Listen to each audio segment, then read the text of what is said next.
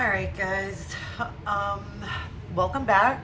Uh, this was a video that was supposed to have been filmed several days ago. Um, I was hoping to not have it take so long to put together, but life's. I've got a lot of different things going on right now, which everyone does.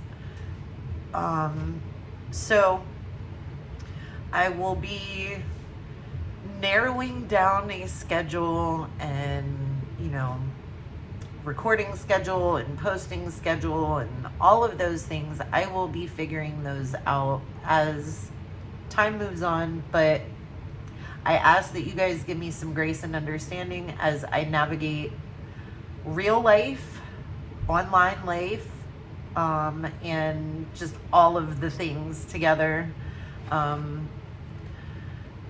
So I do know that, yes, I want this to be a documentation of my story, where I'm at in my grief journey and things like that. But also, I've been working on this for over a year. I have a lot of subjects that I really would like to talk about, that I would like to help people understand a little bit. But I have struggled very much with feeling like my voice doesn't matter. I have a lot of trauma from being told that I'm too much. So this channel is for a couple of different reasons. One, this is my place to be as much or as little as I want to be.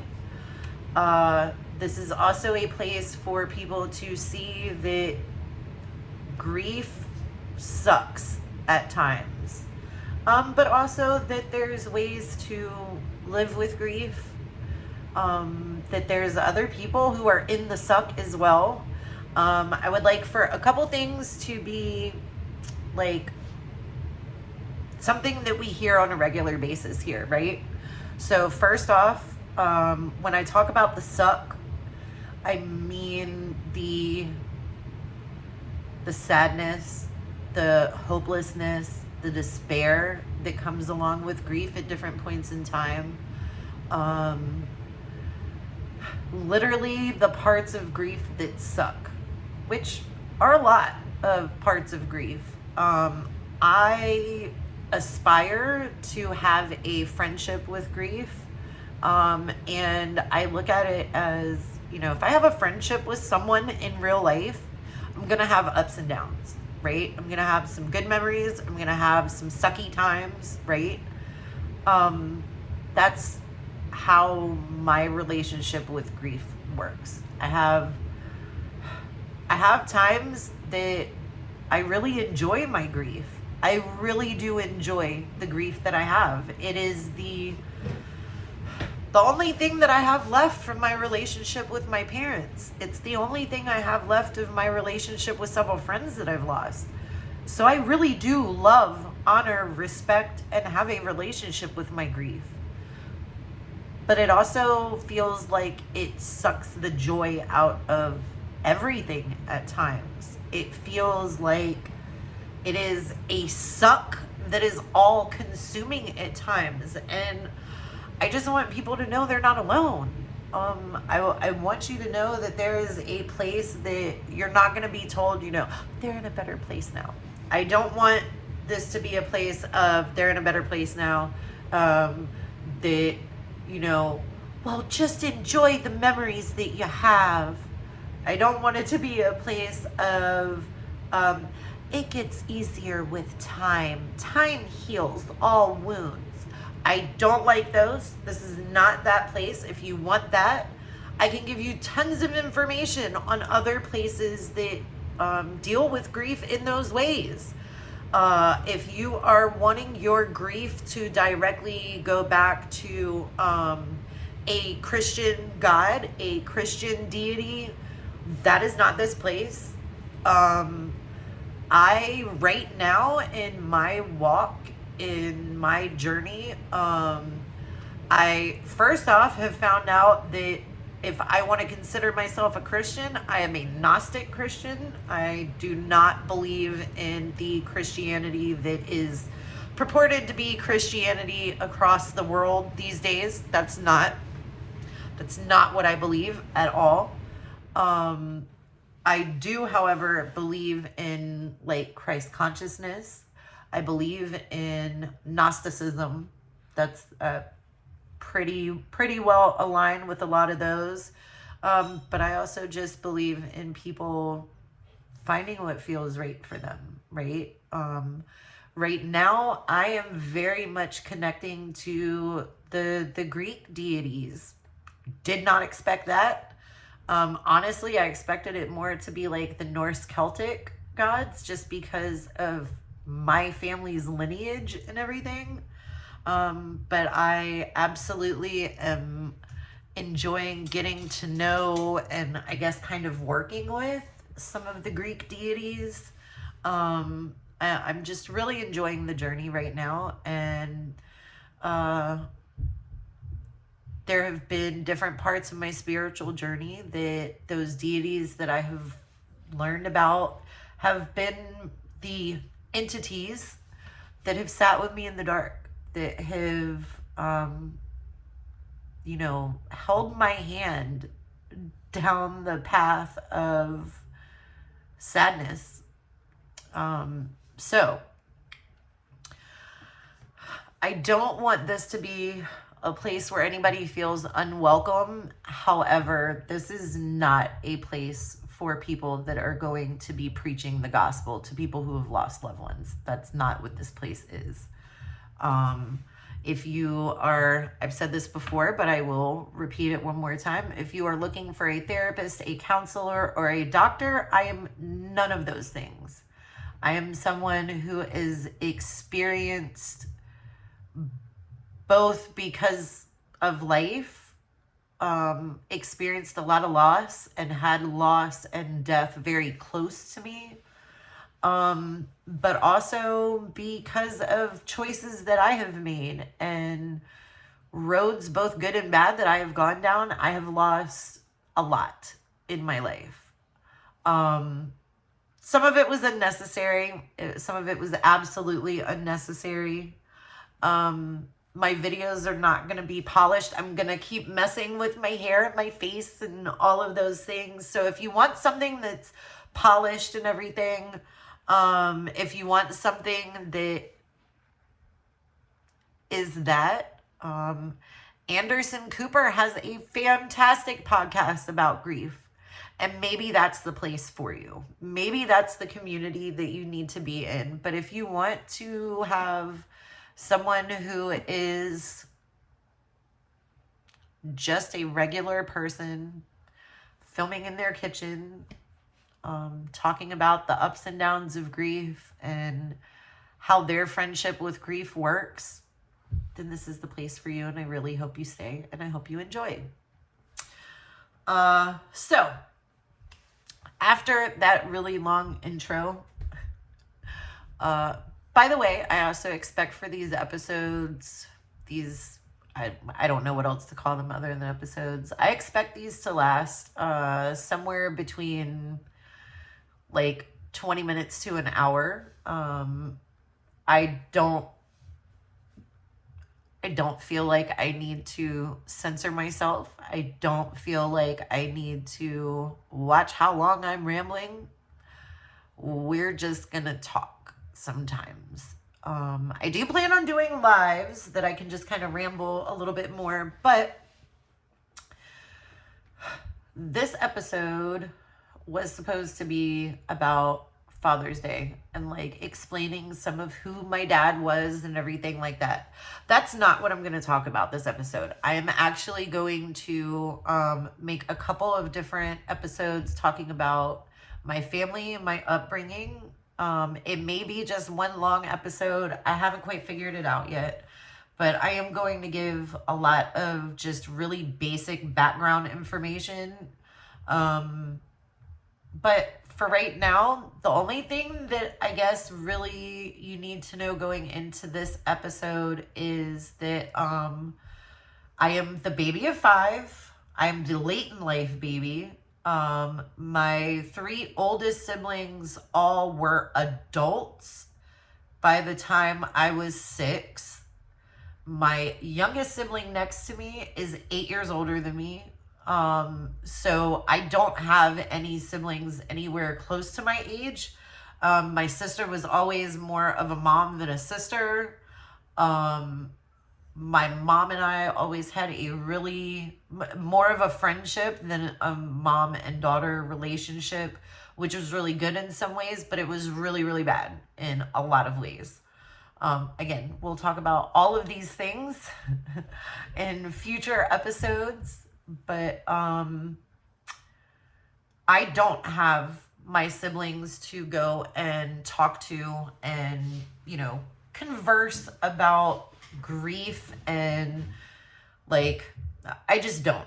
Hopefully, over the filming of this, we can see what next year looks like, and maybe I have a little bit of a relationship with them. But for the most part, growing up, and so I'm 41 now. My father died February 5th, right before my 30th birthday in September. I say right before, it was months before, I get it, I understand. I was due to be born on my parents' 20th wedding anniversary. As my father liked to say, I was a typical woman and late as usual. So I was 2 weeks late. I was supposed to be born on September 5th, 1984, my parents' 20th wedding anniversary. And I was born on September 16th instead. I was fortunate enough to have my father stay alive until the end of my 20s. Like I said, he passed right before I turned 30. My parents both died on the same day. You will hear me repeat that over and over again. They both died on February 5th, just 10 years apart. So Pops died right before I turned 30 and right before their 50th wedding anniversary. And my mom died right before I turned 40. I still don't forgive her for that. I don't forgive them for leaving right before my big milestone birthdays. I still have a really hard time with that. I am thankful in the same breath for how long I had, because I never expected them to live that long. I wrote a poem when I was in middle school to my heavenly father, like my dad in heaven, not God. But I assumed in middle school that this poem that I was writing about graduating college, which would have been 10 years from when I was writing that poem, I was writing it as a way of telling my dad what was going on, right? So it was like, I'm in 7th grade in reality, but this poem is like, hey dad, here I am at my college graduation and I wish you were here, right? Only time I've ever seen my father cry besides when his mom died was when I read him that poem. I don't think any of my siblings ever realized how much I legitimately assumed that my parents were never going to make it to see me be an adult. I always hoped that my mom would, right? Always hoped that my mom would be there to see me have kids and everything like that. But there was this part of that anticipatory grief of knowing that my parents were older, knowing that they were on borrowed time, knowing that, my dad had a heart attack when I was 8 and a stroke when I was 12.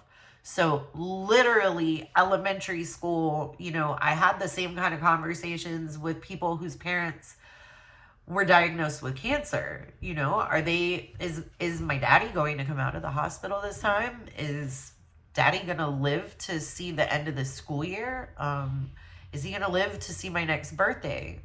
All of those things. But at the same time, because my dad's always hurting, I'm like, I don't want to keep him around just because I want him around, right? I don't want him to constantly have to live in pain just because I don't want my daddy to leave me yet, right? It was this conscious effort to not be selfish and want him to stay because I didn't want him to hurt, right?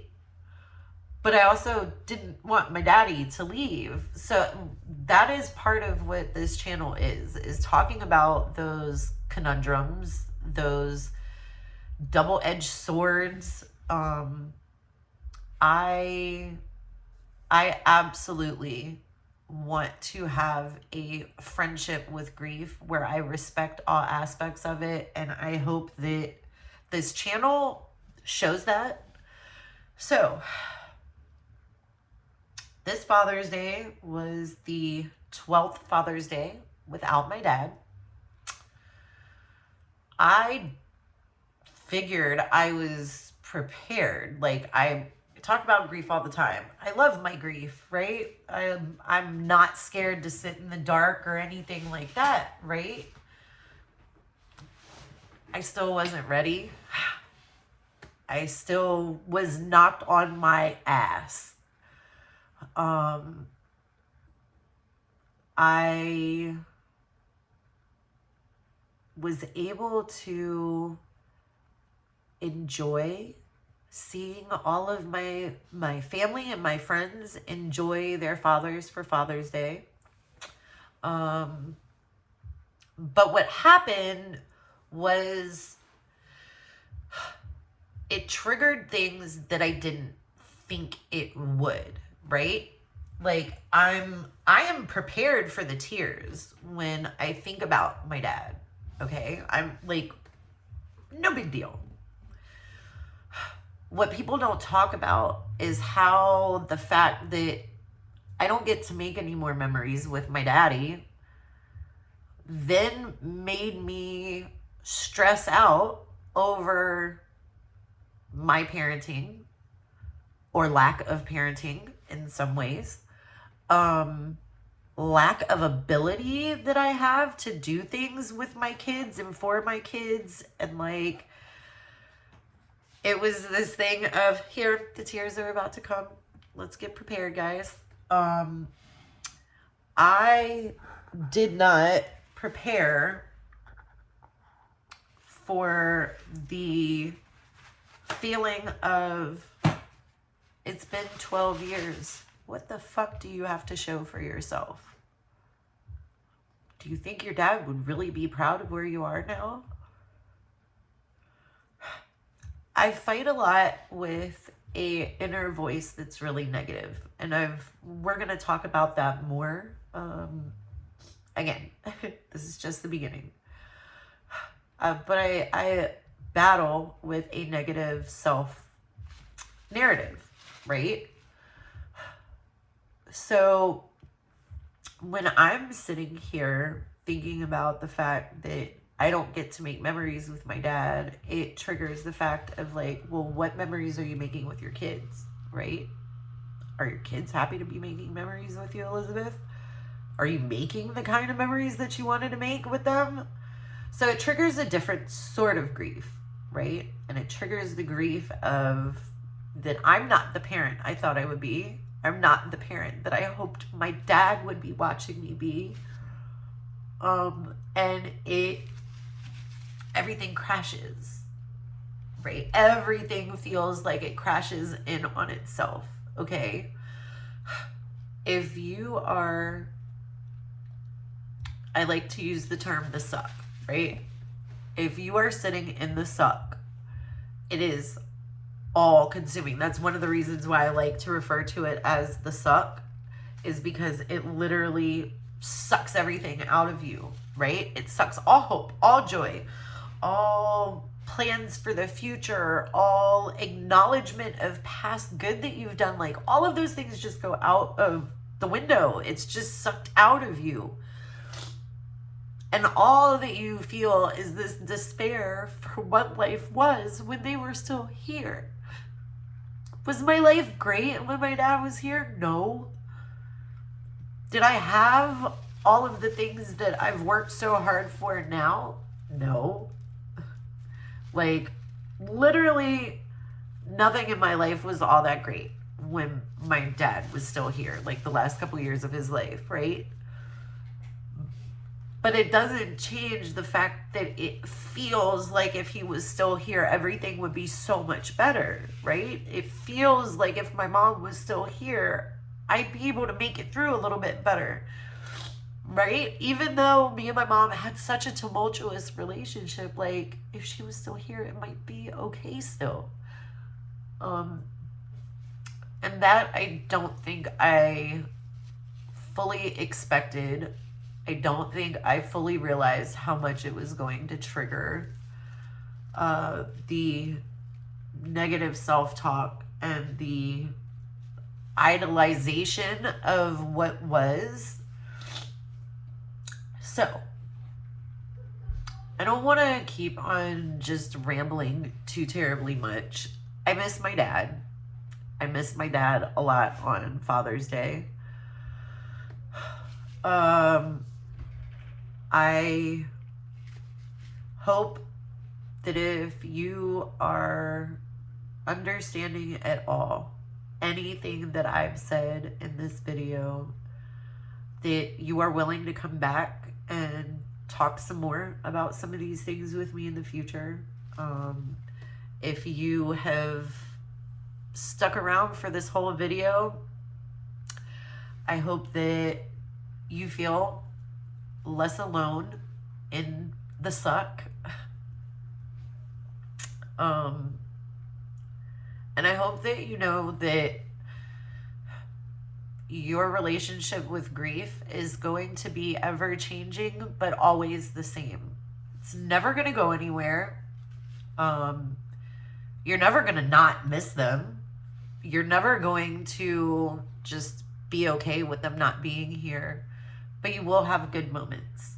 You will have, if you have a relationship with grief, you will have some good times and you will have some bad times. Both are fleeting, never lasting. The only thing that lasts is the fact that we're always going to miss them. And we're always going to miss what life was like the second before they were taken from us. No matter how prepared we were, no matter how unprepared we were, we're always going to miss what life was like while they were still here. I hope that this helps somebody feel a little less alone. I hope that if it doesn't make you feel a little less alone, you at least appreciate the honesty and the frankness that I have to offer. I look forward to seeing you guys again, and I am excited to see where this channel goes moving forward. I'm excited to see how me and this channel change over the next year. Thanks for listening to me. I really appreciate it.